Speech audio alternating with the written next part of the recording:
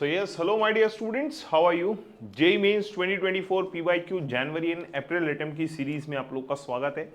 आज हम लोग बात करने वाले हैं laws of motion and friction के बारे में बच्चों। आइए जी 2024 JEE मेंस में आए हुए क्वेश्चंस।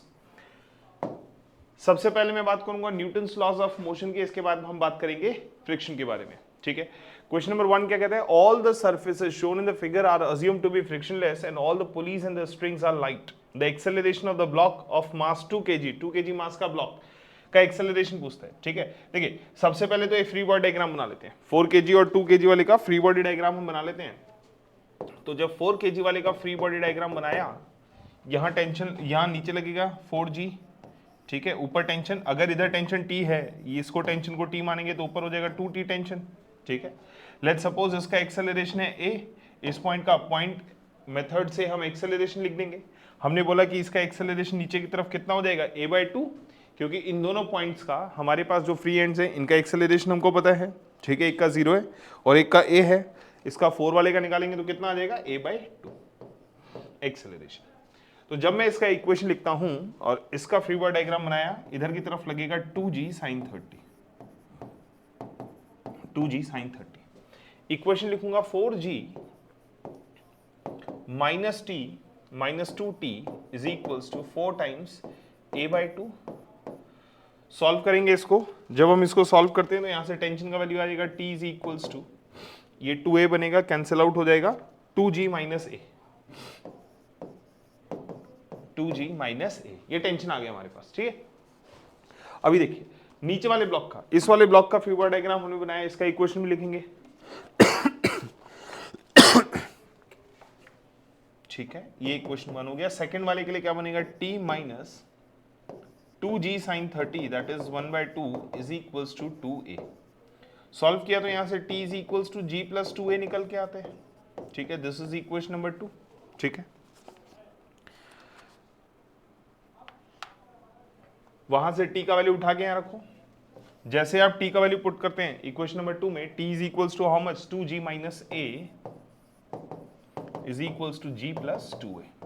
सॉल्व किया इसको, ये बनेगा g is equals to 3a, तो a is equals to g/3। हमें a कैलकुलेट करना था। The acceleration of mass 2 kg is g/3। Option number 4 is the correct answer. चलिए नेक्स्ट क्वेश्चन की तरफ चलते हैं। नेक्स्ट क्वेश्चन कहता है 3 blocks A, B and C are pulled on a horizontal smooth surface by a force of 80 Newton. ठीक है, shown in the figure. The tension in T1 and T2 in the strings are respectively. देखिए बहुत easy question है। अगर पूरे system का acceleration निकालना है, हमने माना कि ये पूरा का पूरा सिस्टम, माना नहीं, सेम एक्सेलरेशन A से मूव करेगा। जब ये पूरा का पूरा सिस्टम A एक्सेलरेशन से मूव करेगा तो A क्या हो जाएगा? Net mass of the system is 5 + 3 and 2। ठीक है, फोर्स कितना लग रहा है पूरे सिस्टम पर? 80 newton, sorry. Net force acting on the system is 80 newton and net mass of the system is 5 + 3 8 + 2 is 10।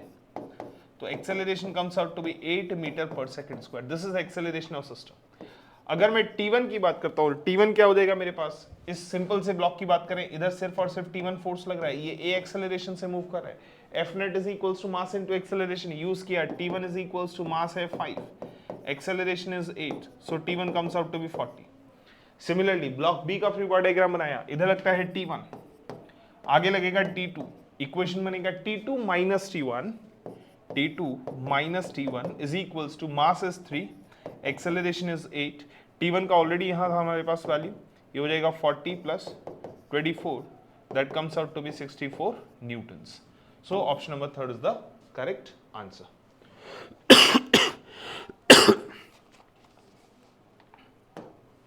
Easy questions है, आपको सिर्फ और सिर्फ फ्री बॉडी डायग्राम बनाना है, क्वेश्चंस के आंसर आ रहे हैं हमारे पास easily. Next question, a light string passes over a smooth fixed pulley connected by the 2 blocks of masses m1 and m2 if the acceleration of the system is g/8 then the ratio of the masses। Simple question. Acceleration हमारे पास g/8 दिया हुआ है, तो acceleration of system क्या हो जाएगा? m2 minus m1 divided by m1 plus m2 into g।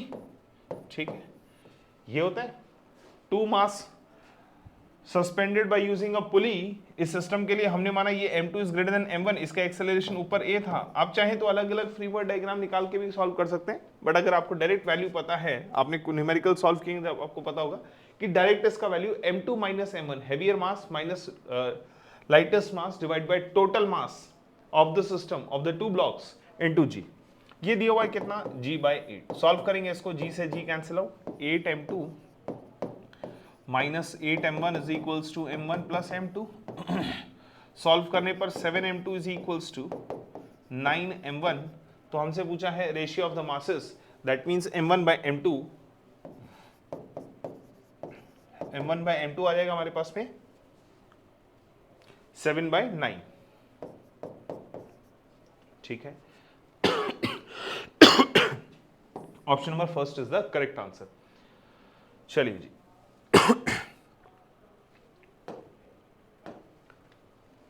देखिए जी, JEE mains 2024 के जो क्वेश्चंस हम यहां पर प्रैक्टिस कर रहे हैं, इसका चैप्टर वाइज बुक भी अवेलेबल है मार्केट में। ठीक है, आपको करना क्या है, डिस्क्रिप्शन में एक लिंक दिया हुआ है, उस लिंक के थ्रू आप इन बुक्स को परचेज कर सकते हैं।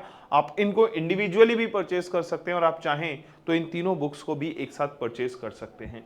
इसके फायदे क्या हैं, जेई मेंस 2024 जनवरी प्लस अप्रैल अटेम्प्ट में आए हुए सारे क्वेश्चंस आपको चैप्टर वाइज विद सॉल्यूशंस यहां मिलेंगे। आप इजीली इस बुक को परचेज कर सकते हैं। एक जगह आपको सारे क्वेश्चंस दिख जाएंगे, चैप्टर वाइज दिखाई दे जाएंगे। मान लीजिए आपने किसी पर्टिकुलर चैप्टर के प्रीवियस ईयर्स पीवाईक्यू आपको सॉल्व करने हैं 2024 के, तो यहां पर चैप्टर वाइज क्वेश्चंस इजीली आपके लिए पास अवेलेबल है। चलिए नेक्स्ट क्वेश्चन है मेरे पास, question number 4। A cricket player catches a ball of mass 120 grams, ठीक है, विद 25 मीटर पर second. If the catching process is completed in 0.1 seconds, then the magnitude of force exerted by the ball on the hand of the player is, force is what, rate of change of momentum, force is rate of change of momentum, F is equals to delta P by delta T। Final momentum क्या हो जाने वाला है, zero हो जाने वाला है। Initial कितना था, 120 grams into 25 minus 0, final momentum comes out to be 0, final momentum is 0 divided by, and the time taken in the whole process is 0.1, ये लगा 0.1, ये 0 से 0 कैंसिल आउट, ये इससे 4 टाइम्स कैंसिल आउट, ये इससे 3 times cancel out. So F is equals to 3/0.1, that means 30 Newton. Again एक आसान सा सवाल, 30 Newton. Option number 3 is the correct answer. Next question की तरफ चलेंगे। A body of mass 4 kg experiences the two force F1 vector and F2 vector. The acceleration acting on the body. Simple सा question, ये तो और आसान question हो गया। F net is equals to mass into acceleration, vector form में। तो net force कितना, F net comes out to be F1 vector plus F2 vector, क्योंकि दो अलग अलग वेक्टर्स यहां पर लग रहे हैं।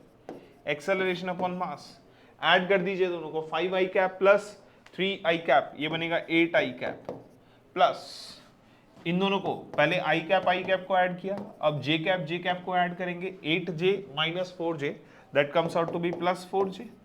ठीक है, now plus 7k minus 3k, so this is again plus 4k plus 4k cap divided by total mass of the system is how much, 4 kg is equals to acceleration a vector, that comes out to be 2i cap plus j cap plus k cap. This is the acceleration of the system, 2i cap plus j cap plus k cap.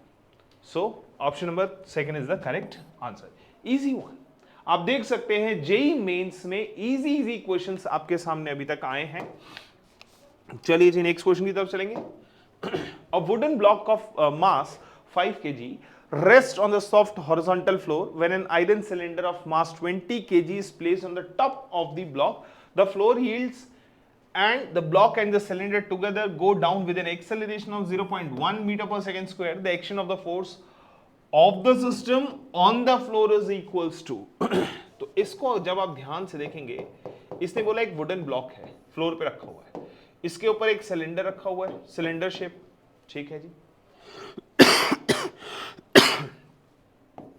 This is 5 kg, this is 25 kg, ये उसने दिया हुआ है 25 and 5 kg। ये पूरा का पूरा system मेरे पास नीचे जाता है कितने एक्सेलरेशन से, 0.1 मीटर पर सेकंड स्क्वायर से।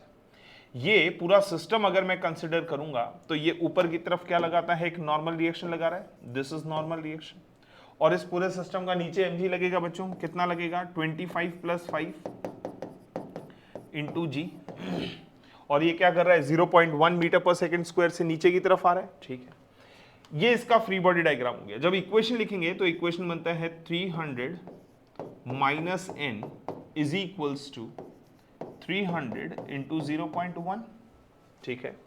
0.1 एक्सेलरेशन से नीचे आता है। एक काम करते हैं, g का वैल्यू 9.8 लेते हैं, क्योंकि मेरे आंसर्स देखो, आंसर्स 297, 294, 291, 196 है, ठीक है। तो हम एक काम करेंगे, g का वैल्यू हम लोग लेंगे यहां पर 9.8, सो 30 × 9.8 minus n is equals to mass is 30 into 0.1. इसको सॉल्व करना, ये बनेगा 0.2 हटा दो 0.6 मतलब 6, सो 294। तो n का वैल्यू कितना आ जाएगा आपके पास, n का वैल्यू 291 न्यूटन। n का वैल्यू हमको चाहिए था, n का value comes out to be 291 newton. Option number 3 is the correct answer. चलिए जी नेक्स्ट क्वेश्चन की तरफ चलते हैं। Particle moves in the xy plane under the influence of force F vector such that linear momentum of this is given by P is equals to I cap cos kt minus J cap sin kt.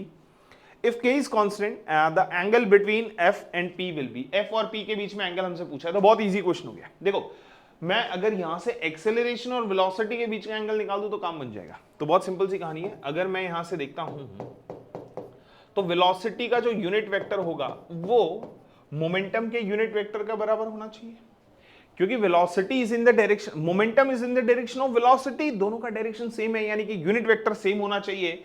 अगर मैं यहां से v का unit vector लिख सकता हूं, v का unit vector क्या हो जाएगा, p का यूनिट वेक्टर लिख दो बच्चों।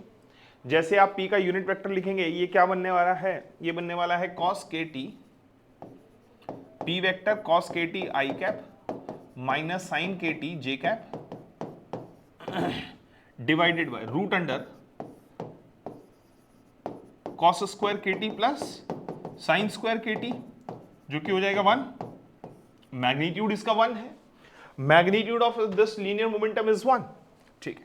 तो यूनिट वेक्टर वेलोसिटी का यूनिट वेक्टर कितना आ गया, cos kt i cap minus sin kt j cap, ये आ गया यूनिट वेक्टर, वेलोसिटी का यूनिट वेक्टर। इसे मैं एक्सेलरेशन निकाल सकता हूं, एक्सेलरेशन का यूनिट वेक्टर क्या हो जाएगा, dv/dt। यूनिट वेक्टर डिफरेंशिएट करो जरा इसको, ये बनता है minus k times sin kt i cap minus cos kt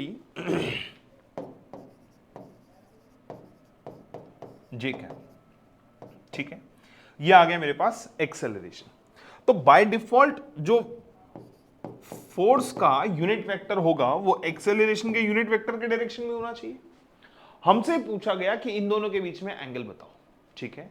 अगर हम यहां से एंगल कैलकुलेट करना चाहें तो F vector dot V vector कर देता हूं, sorry F vector dot P vector, cos theta is equals to F unit vector into P unit vector कर दीजिए। यहां से एफ यूनिट वेक्टर कितना आ गया, माइनस के बाहर ले लेता हूं, sin kt i cap sin kt i cap plus cos kt j cap cos kt j cap, ठीक है। डॉट प्रोडक्ट p कितना था मेरे पास, p था cos kt i cap minus sin kt j cap,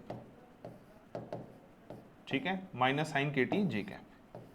जब दोनों का डॉट करेंगे sin cos i dot i sin cos minus cos sin, तो बेसिकली कितना आने वाला है, ये 0, cos थीटा कितना आ जाएगा 0, that means theta comes out to be π/2, angle कितना बनेगा π/2। So option number first is the correct answer. चलिए जी नेक्स्ट क्वेश्चन की तरफ चलेंगे। क्वेश्चन नंबर 8 क्या कह रहा है, light string passing over a smooth pulley connected by two blocks of masses m1 and m2 where m2 is greater than m1, if the acceleration of the system is g/√2 then mass ratio of the masses similar question आया है। इसका मतलब क्या, JEE mains में अलग अलग shift में question repeat होने की टेंडेंसी होती है? Yes, that is correct. हमने कल भी देखा था, उससे पहले भी देखा है, हम डेली डेली देखते हुए आ रहे हैं कि क्वेश्चंस रिपीट हो रहे हैं with a change of data. थोड़ा सा डेटा चेंज होता है। इसका मतलब यह है कि अगर आपका एग्जाम आने वाली शिफ्ट, अपकमिंग शिफ्ट में, अगर आपका एग्जाम फर्स्ट शिफ्ट में ना होकर के अपकमिंग शिफ्ट में है, तो क्या आपको प्रीवियस शिफ्ट के, यानी कि अभी की बार, अब की बार 2025 में जो जनवरी में पेपर होने वाला है, उसके लिए मान लीजिए किसी बच्चे का लास्ट शिफ्ट में एग्जाम है या लास्ट डे में एग्जाम है, तो क्या उसको पहले वाले शिफ्ट के क्वेश्चन देखने चाहिए? यस, देखने चाहिए। आपको अप टू डेट रहना चाहिए, क्योंकि क्वेश्चंस रिपीट हो रहे हैं। मल्टीपल शिफ्ट्स होते हैं, तो मल्टीपल शिफ्ट्स में क्वेश्चंस रिपीट होने के पूरे चांसेस होते हैं। ये रहा हमारे पास पुली, दो मासेस हैं, m1 m2, ए एक्सेलरेशन से जा रहे हैं नीचे, ठीक है। m2 ग्रेटर देन m1 बोला हुआ है, तो a कितना हो जाएगा? m2 minus m1 divided by m1 plus m2 into G. इसका वैल्यू दिया हुआ है हमको कितना? g by root two, G by root two. Solve कर लो इसको, ये बनेगा root two times m2 minus root two times m1 is equals to m1 plus m2। ये इक्वेशन बन गया। जरा इसको रीअरेंज करते हैं। जैसे हम इसको रीअरेंज करेंगे तो root two minus one into m2 is equal to root two plus one into m1, ठीक है। तो m1 अपॉन m2 मुझे क्या चाहिए? m1 अपॉन m2, तो m1 अपॉन m2 क्या आ जाएगा? m1 upon m2 comes out to be, ये नीचे चला जाएगा, root two minus one upon root two plus, this will be your answer. m1 upon m2 is root two minus one upon root two plus one, option number first. चलिए next question number 9 की तरफ चलेंगे। Body of weight 200 newton is suspended from a tree branch taut a chain of mass 10 kgs, ठीक है। Body का wait दिया हुआ है कितना? 200 न्यूटन। चेन का मास दिया हुआ है, ठीक है। The branch pulls the chain by force equal to, तो मेरे ख्याल से ये तो वैसे ही आ जाएगा आपके पास, सीधा सीधा आंसर हमको दिखाई देता है 300, क्योंकि इसका मास है 10, इसका वेट है पूरा 200, इसका वेट दिया हुआ है 200, तो बेसिकली मेरे पास ये पूरा सिस्टम हो गया ना, दिस इज द सिस्टम। इस सिस्टम की बात करेंगे तो इस सिस्टम पे क्या लग रहा होगा? 200 प्लस इसका मास कितना है? इसका मास है 10 kg, और इसका वेट कितना है? इसका वेट है 200, सो 200 plus 10 into 10, this is W net, this is net weight 300, so your answer will be 300 newtons. Option number 2. Next question की तरफ चलेंगे। Question number 10, a player caught a cricket ball of मास 150 ग्राम। आपको ध्यान है अभी क्वेश्चन किया 120 ग्राम 25 metre पर second speed का, और पूरे के पूरे प्रोसेस में उसको 0.1 सेकंड ही लगा था, और फोर्स एक्सर्टेड पूछा है। Again question repeats itself, question बार बार रिपीट हो रहा है। आपको करना क्या है? आपको सिर्फ और सिर्फ PYQs की प्रैक्टिस कर लेनी है, इससे आपको बहुत फायदा मिलने वाला है। इस पूरे प्रोसेस में 0.1 सेकंड लगा, 2 0 से 2 0 कैंसिल आउट कर दीजिएगा, ये जाएगा 5 टाइम्स, ये चला जाएगा 3 टाइम्स, तो फोर्स कितना आ गया बच्चों? By default 30 Newton. वहां पर भी कितना आ रहा था? 30 न्यूटन ही आ रहा था, ठीक है। इससे पहले वाला जो सिमिलर पैटर्न का क्वेश्चन था जहां डेटा चेंज था बट आंसर सेम आ रहा था, सो option number 3 is the correct answer. चलिए next question. 1 kg is suspended from the ceiling by a rope of 4 meter, ठीक है। A horizontal force F is applied at the midpoint of the rope so that the rope makes an angle of 45 degrees, ठीक है जी। With respect to the vertical as shown in the figure, the magnitude of F is, इस tension के दो component कर देते हैं। ये हो गया T1 cos 45, ये हो जाएगा T1 sin 45, ठीक है। ऊपर लगेगा टेंशन T2 जो किसके बराबर होगा? 1 इंटू जी, जी का वैल्यू है 10, जी का वैल्यू 10 हम यहाँ यूज कर लेते हैं, तो यहाँ बनेगा 10, ठीक है। देखिए क्योंकि मेरे पास पूरा का पूरा सिस्टम किस में? इक्विलिब्रियम में दिया हुआ है। पूरा का पूरा सिस्टम किस में दिया हुआ है? इक्विलिब्रियम में दिया हुआ है, तो मैं लिख सकता हूं T1 sin 45 is equals to F, और T2 cos 45 is equals to, sorry, T1 cos 45 is equals to T2। देखिए वर्टिकल डायरेक्शन में फोर्स, वो वाला फोर्स इसको बैलेंस कर रहा है, यहां नीचे T2 लगेगा बच्चों, दिस इज T2, ठीक है। T2, और T2 किसके बराबर है? T2 हमारे पास 10 के बराबर, देखिए वहां पर T2 इज इक्वल टू 10। दोनों को equation number 1 and equation number 2 दोनों को हमने सेटिस्फाई कराया, तो 1045 क्या निकल के आया? 1045 degree is equals to f by 10। जैसे हम इसको सॉल्व करते हैं, 1045 का value 1, f is equals to 10, हमको f का वैल्यू तो पूछा था 10 newtons. Option number 4 is the correct answer. Clear? Option number 4 is the correct answer. चलिए, 3 blocks of masses m1, m2 and m3 having the masses 4 kg, 6 kg and 10 kg respectively, ठीक है, are hanging on from a smooth pulley using rope 1, 2 and 3 as shown in the figure. The tension in the rope 1 T1 when they are moving upward with the acceleration of 2 meter per second square. ठीक है, सबके individual free body diagrams भी हमको दिखाई दे रहे हैं। T3 नीचे लग रहा है 10G, ऊपर लग रहा है T2, नीचे लग रहा है T3 और 6G, ठीक है, और ऊपर लगेगा T1, नीचे लग रहा है T2 और 4G, ठीक है जी। आइए एक काम कर सकते हैं, मैं यहां से अगर फ्री बॉडी डायग्राम बनाऊं, ठीक है, एक काम करो, फ्री बॉडी डायग्राम तो हमारे पास ऑलरेडी है, इक्वेशन लिखते चलो, इजी हो जाएगा अभी। सबसे पहले फॉर M3 तो क्या बनेगा? ऊपर जा रहा है T3 माइनस M3 का वैल्यू कितना है? M3 का मास है 10 kg, ठीक है, तो नीचे फोर्स कितना लगेगा? 10G is equals to 10। Acceleration ऊपर जा रहा है, कितने एक्सेलरेशन से? 2 मीटर पर सेकंड स्क्वायर से।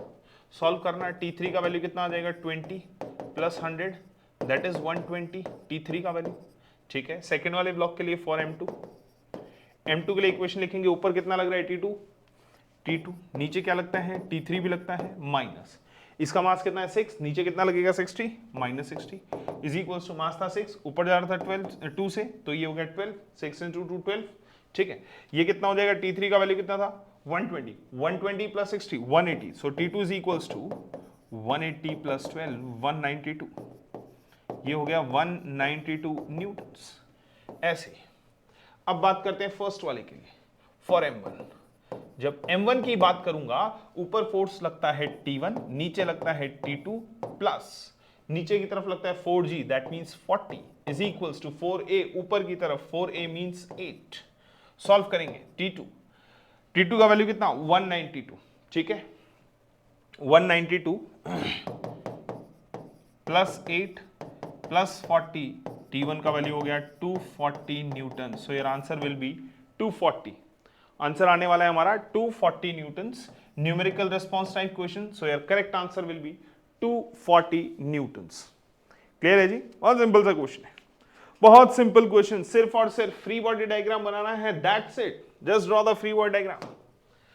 आइए हम लोग बात करेंगे फ्रिक्शन के बारे में। देखिए, फ्रिक्शन में जाने से पहले मैं आपको बताना चाहता हूं बच्चों, जो हम बात कर रहे थे प्रीवियस ईयर क्वेश्चन, हमारे पास जेईई मेंस का जनवरी और अप्रैल अटेम्प्ट के 2024 का वो जो बुकलेट की मैं बात कर रहा था, ये हमारे पास बुकलेट अवेलेबल है, ठीक है, जिसमें जनवरी मेंस 2024 सेशन 1 एंड 2 के सारे क्वेश्चंस ऑनलाइन सॉल्व पेपर सारे के सारे जो कि जेईई मेंस में आए हुए हैं, चैप्टर वाइज हमारे पास यहां पर अवेलेबल है, ठीक है। आप चाहें तो इस बुक को परचेज कर सकते हैं, फिजिक्स इंडिविजुअल बुक्स को भी आप परचेज कर सकते हैं, तीनों सब्जेक्ट का भी आप परचेज कर सकते हैं। परचेज करने के लिए लिंक नीचे डिस्क्रिप्शन बॉक्स में दिया हुआ है, वहां से आप परचेज कर सकते हैं। चलिए अब हम बात करेंगे फ्रिक्शन के बारे में। आइए, given below are the two statements, the limiting force of the static friction depends on the area of contact and independent of the material. False है, this statement is false. कहानी क्या होती है? Depends on the area, independent of area और depends on the material. Material पे तो depend करना चाहिए, एरिया से इंडिपेंडेंट होता है। The limiting force of kinetic friction is depends on the area of contacts, independent of the area of contact and depends on the material, that means this is true. First statement is false, statement 1 correct है, statement 1 incorrect and statement 2 is correct. Option number 2 is the correct answer. Easy सा question. चलिए next, a block of mass m is placed on the surface having a vertical cross section given by this. इस vertical cross section पे रुका हुआ है, ठीक है। Coefficient of friction is 0.5. The maximum height above the ground at which the block can placed without slipping. Angle of repose वाला concept आपको याद होगा।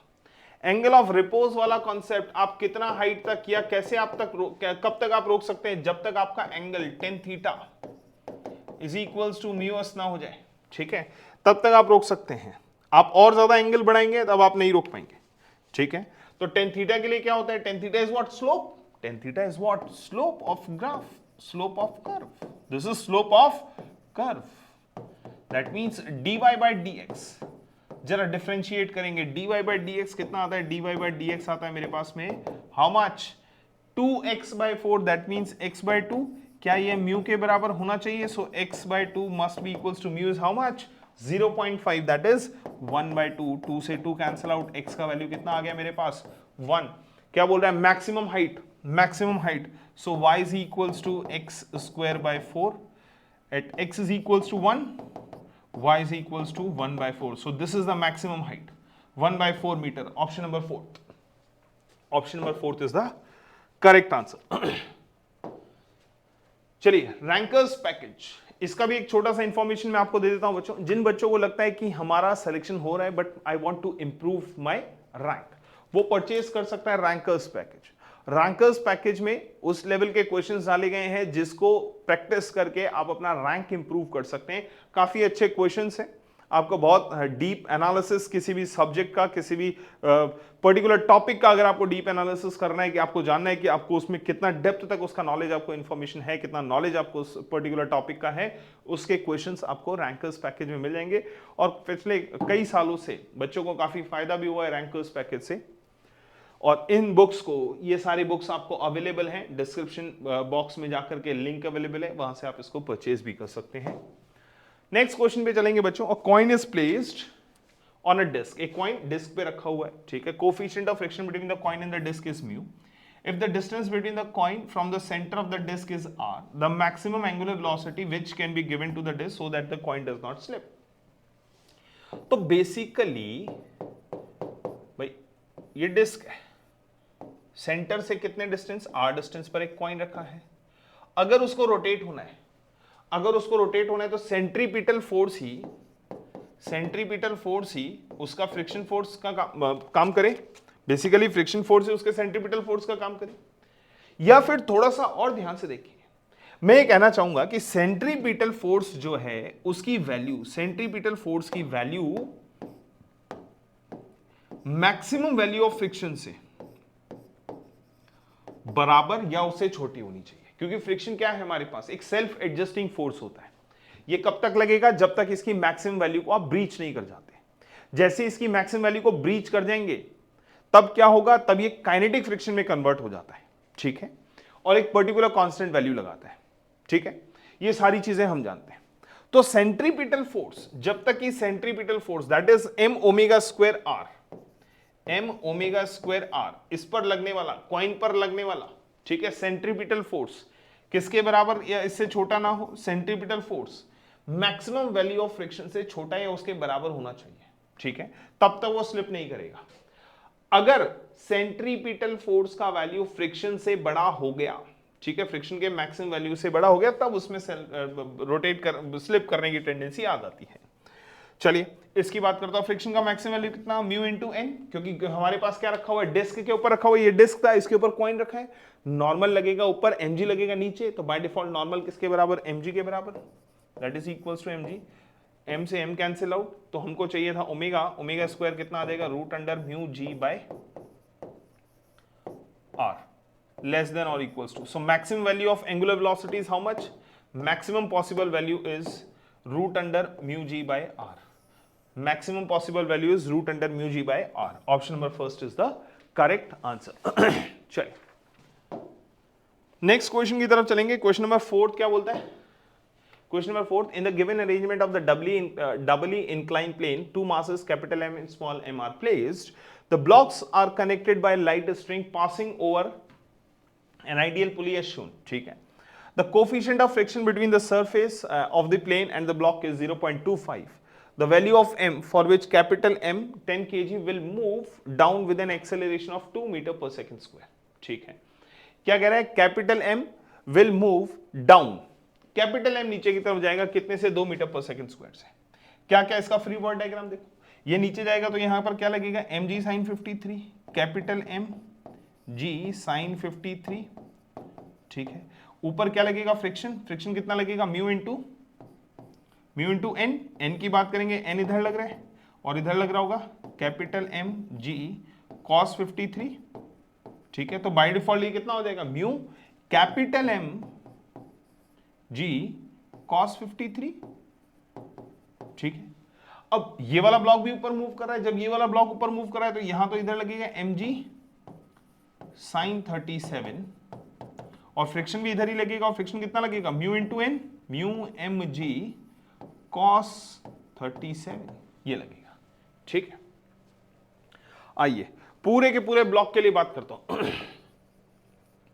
पूरे सिस्टम के लिए एक साथ बात करता हूं। Net pulling force, net pulling force upon net mass, net mass of system. ठीक है जी, नेट पुलिंग फोर्स कौन कौन से फोर्स लग रहे हैं, एक तो ये mg sin 53, capital mg sin 53, ठीक है, minus minus mu capital mg cos 53, ठीक है, और ये भी ऊपर की तरफ जा रहा है तो माइनस लगेंगे, minus m small mg minus small mg sin 37 minus mu small m into g cos 37 divided by total mass is capital M plus small m। ठीक है, ये हमारा टोटल मास हो गया capital M plus small m। जरा solve करते हैं इसको, और ये एक्सेलरेशन हमको दिया हुआ है 2। ठीक है, वैल्यूज पुट करो, m का वैल्यू 10 है, ये बनेगा 20 प्लस 2 इंटू स्मॉल m।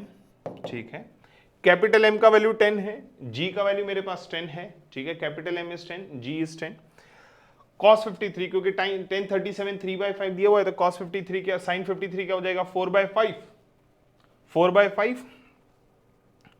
इसको सॉल्व करूंगा, ये बनता है 4/5 into this capital M is 10 into 10 into 4/5, 5 से 10 कैंसिल आउट होगा, 2 बनेगा 5, इसको देखना ना, 10 10 4/5। ठीक है, 5 10 कैंसिल, ये 5 10 से कैंसिल आउट होगा, 280। ठीक है, माइनस म्यू का वैल्यू कितना है, म्यू का वैल्यू हमको दिया हुआ है, कोफिशिएंट ऑफ फ्रिक्शन दिया हुआ है 0.25। ठीक है, यहां गया 0.25 इंटू 10 cos 53 इज 3/5। ठीक है, 0.25 है, 10 इंटू 10 100 हो गया, 0.25 में क्या बनेगा 25 अपॉन 100, 100 से 100 कैंसिल आउट, ये बन रहा है 3/5, 3/5, 5 से 25 कैंसिल आउट, कितने टाइम्स 5 टाइम्स, 5 3 जा 15। समझ में आती है बात, माइनस स्मॉल m हमको निकालना है, सॉल्व करना है इसको। जब हम इसको सॉल्व करते हैं तो ये बनेगा, स्मॉल m का वैल्यू मुझे नहीं पता, g का वैल्यू 10, 3/5 6m। ठीक है, माइनस यहां पर क्या हो जाएगा, स्मॉल m g का वैल्यू 10, ये बन जाएगा 4/5, कितना हो गया ये 4/5 इंटू 0.25। ठीक है, 0.25 सॉल्व करना है इस पूरे को। जब हम इसको सॉल्व करेंगे तो ये लमसम 2m के बराबर आएगा। ठीक है, so 65 minus 8m is equals to 20 plus 2m। Solve किया इसको, 10m is equals to 65 minus 20 is 45, so small m is equals to 4.5 kg। कुछ नहीं इसमें, कैलकुलेशन है, थोड़ा सा इजी क्वेश्चन है, फ्री बॉडी डायग्राम बनाना है, कैलकुलेशन करना है, दैट्स इट, डिफिकल्ट कैलकुलेशन भी नहीं है, इजी कैलकुलेशन। चलिए नेक्स्ट क्वेश्चन की तरफ चलेंगे। नेक्स्ट क्वेश्चन नंबर 5 क्या बोलता है, क्वेश्चन नंबर 5 बोलता है a block of mass 5 kg is placed on a rough inclined plane shown in the figure. If F1 the force required to just move the block up the inclined plane and F2 is the force required to just prevent the block from sliding down. F2 उसको slide down होने से बचाने के लिए, F2 उसको up ऊपर motion के लिए, F1 minus F2 is mod F1 minus mod F2 is। तो सिंपल सी कहानी है, देखो F1 का वैल्यू क्या हो जाएगा, F1 का वैल्यू क्या हो जाएगा, आपको क्या करना है, आपको ऊपर मूव करवाना है, तो फ्री बॉडी डायग्राम नीचे लगेगा, 5g sin 30, 5g sin 30। ठीक है, अब क्योंकि ऊपर मूव करवाना है तो फ्रिक्शन भी नीचे ही लगेगा, प्लस म्यू 5g cos 30। ठीक है, ऐसी F2 की बात कर ले तो F2 कितना लगेगा, क्योंकि आपको उसको नीचे गिरने से प्रिवेंट करना है, नीचे गिरने से प्रिवेंट करना है, तो अब 5g sin 30 तो नीचे लग रहा है, बट म्यू mg cos 30 ऊपर लगेगा, फ्रिक्शन ऊपर लगेगा, 5g sin 30 minus mu into 5g cos 30। ठीक है, मुझे चाहिए F1 माइनस F2, तो F1 माइनस F2 कर दो, दोनों इक्वेशन को सब्ट्रैक्ट करेंगे, कैंसिल आउट, क्या बनेगा म्यू इंटू 5 इंटू जी, ये बाहर आ गया cos 30 इज √3/2, ये भी तो cos 30 हो गया, ठीक है, तो इंटू 2 हो जाएगा, इंटू 2, ठीक है, ये हो गया हमारे पास, ठीक है। ये 2 से 2 कैंसिल आउट, म्यू का वैल्यू हमको दिया हुआ है, the value of mu is given to us 0.1 into 5 into 10 into √3, solve करेंगे, ये इससे कैंसिल आउट, तो 5√3 is the answer, 5√3, nothing is given, कोई ऑप्शन गिवन नहीं है, so this is the bonus question, yes the bonus is given to all of the students, सबको इसका bonus दिया गया क्योंकि इसका करेक्ट आंसर क्या था 5√3। चलिए नेक्स्ट क्वेश्चन की तरफ चलता हूं बच्चों। क्वेश्चन नंबर 6 क्या कहता है? क्वेश्चन नंबर 6 कहता है consider a block and a trolley system as shown in the figure, if the coefficient of kinetic friction between the trolley and the surface is 0.04, ठीक है, the acceleration of the system in metre पर second, ठीक है, consider the string is massless, unstretchable and the pulley is massless and frictionless, ठीक है। देखो net system की बात कर लेता हूं, टोटल सिस्टम देखो, फोर्स कितना लग रहा है बच्चों 60 न्यूटन्स का, और पीछे लगेगा फ्रिक्शन, अगर पूरा सिस्टम एक साथ कंसिडर करेंगे तो 60 माइनस फ्रिक्शन, काइनेटिक फ्रिक्शन, क्योंकि मूव कर रहा है बेसिकली, आप इंडिविजुअल भी निकालेंगे तो आप यहां से टेंशन निकालेंगे, फिर इसमें टेंशन निकालेंगे, फिर टेंशन को फ्रिक्शन से एलिमिनेट करेंगे, इसलिए हम डायरेक्ट सिस्टम की बात कर देते हैं। नेट फोर्स लग रहा है 60 माइनस एफ के, ठीक है, और पूरा का पूरा सिस्टम, क्योंकि ये नीचे जा रहा है तो ये आगे जाएगा, ठीक है, कितना है mass, total mass of the system is 20 + 6 into a, ठीक है, 60 माइनस एफ के, एक्सेलरेशन हमको नहीं दिया है, एक्सेलरेशन ही कैलकुलेट करना है, 26 इंटू ए, 60 माइनस एफ के का वैल्यू कितना, mu k, that is 0.04 into m g, इसका मास कितना है 20 इंटू जी, ठीक, दैट इज 26। सॉल्व करना है इसको, ये कितना बनता है, ये बन जाएगा 8, 60 minus 8 is 52, that is equal to 26 a, acceleration का वैल्यू आ जाएगा 2 मीटर पर second square. Option number 3 is the correct answer. चलिए आगे चलेंगे, नेक्स्ट क्वेश्चन नंबर 7 क्या कहता है? क्वेश्चन नंबर 7 कहता है 2 kg block begins to slide over a surface which is inclined at 45 degree with respect to the horizontal axis, ठीक है, एक 2 kg का ब्लॉक वो स्लाइड होना चालू हो गया, ठीक है, कब, जब 45 डिग्री एंगल रखा गया, ये block, how much, 2 kgs, the coefficient of static friction, ये 45 डिग्री पर स्लाइड होना चालू हुआ तो एंगल ऑफ रिपोज वाला concept tan theta is equals to mu s, that's it, 10:45 पे इसने स्लाइड होना चालू किया था तो म्यू एस का वैल्यू क्या आ गया, coefficient of static friction is 1, mu S का वैल्यू आता है coefficient of static friction is 1, ठीक, sorry, option number first is the correct answer. Next, question number 8. A heavy box of mass 50 kg is moving on a horizontal surface. If coefficient of kinetic friction between the box and the horizontal surface is 0.3, then the force of kinetic friction is. Easy question है, बहुत easy question है. Kinetic friction पूछ लिया है. Mass 50 kg.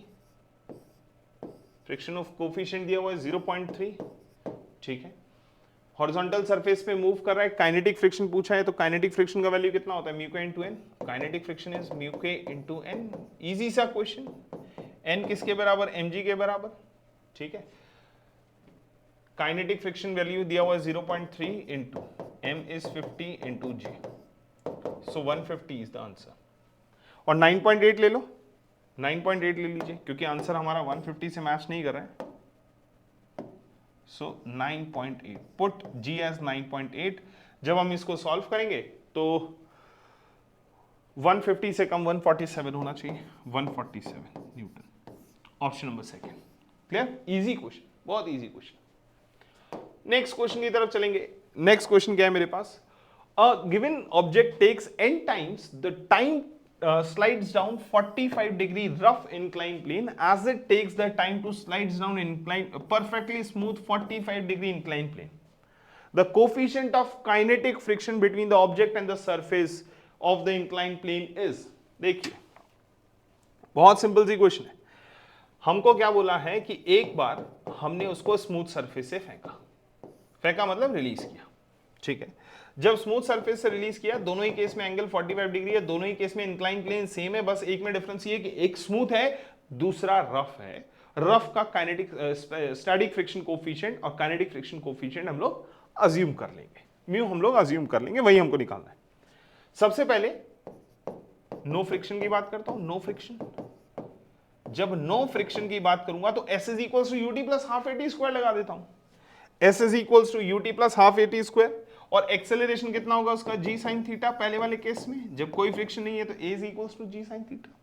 Displacement कितना करना है उसको L is equal to u t, initial velocity 0, क्योंकि हर केस में ब्लॉक को क्या करना है, रिलीज करना है, U इज 0। तो मेरे पास L is equal to half g sine theta into T1 square. तो पहले वाले केस में मेरे पास क्या बन रहा है, पहले वाले केस में बन रहा है T1 का value is 2L by g sine theta root under, ठीक है, ये बन गया इक्वेशन। सेकंड में बात करूंगा विद फ्रिक्शन। विद फ्रिक्शन, जब विद फ्रिक्शन बात करते हैं तो एक्सेलरेशन क्या हो जाएगा, g sine theta minus mu g cos theta, ठीक है। विद फ्रिक्शन हो जाएगा g sine theta minus mu g cos theta. Just put the values, L is equals to half g sine theta minus mu g cos theta into T2 square. So T2 comes out to be 2L divided by g sin theta minus times of mu g cos theta with under root, ठीक। अब हमको condition में क्या बोला है, हमको बोला है कि T2 is n times of T1। T2 means 2L divided by g sin theta minus mu g cos theta is equals to n times of root under 2L divided by g sin theta। Solve करेंगे इसको, जब हम solve करते हैं squaring both the sides, 2L cancel out हो जाएगा, ठीक है। 2L हमारे पास क्या हो जाएगा, कैंसिल आउट हो जाएगा। और सॉल्व करना है इसको और रेसिप्रोकेट कर देना। जैसे हम इसको रेसिप्रोकेट करते हैं तो g sine theta minus mu g cos theta is equals to g sine theta divided by n square बन जाएगा, ठीक है। डिवाइड बाय एन स्क्वायर बन जाता है। यहां से एक काम करेंगे, म्यू मुझे कैलकुलेट करना है, so mu g cos theta is equals to, इस पूरे टर्म को इधर लेकर के आया, ये बनेगा g sine theta 1 minus 1 by n square, 1 minus 1 by n square, ठीक है। जी से जी कैंसिल आउट कर देना, ठीक है, जी से जी कैंसिल आउट हो जाएगा। इसको इधर ले आना, जी से जी कैंसिल आउट हो जाएगा। मेरे पास म्यू का वैल्यू आ जाएगा, mu is how much, tan theta 1 minus 1 by n square. और बेसिकली एंगल भी दिया हुआ है 45, जब एंगल सेम है तो sine theta cos theta cancel out, why, because theta is equals to 45 degree. So mu comes out to be how much, mu is equals to 1 minus 1 by n square. ये आ गया मेरा answer, 1 minus 1 by n square. Option number first is the correct answer. चलिए, इसका option number first हमारा बिल्कुल सही answer है, ठीक है। चलिए, so thank you so much guys, I hope you enjoy this session. Will meet you in next class, bye bye, take care, have